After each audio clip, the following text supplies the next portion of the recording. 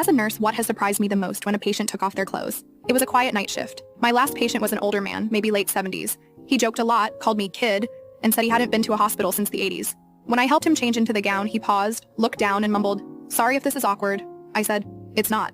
But then I saw it. His chest, back, and arms were covered in old, deep scars, dozens of them. I asked if he'd been in a bad accident. He shook his head. Worse, my father. He told me bits and pieces. How he ran away at 15. How he lied about his age to join the army just to escape. He said the only thing that kept him going was telling himself that one day, he'd have a normal life, a safe home, no yelling, no bruises. He never did.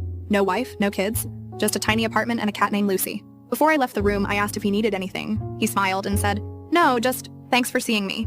Most people don't. I stood in the hallway after and cried. Not because he was dying, but because no one had ever made sure he'd lived.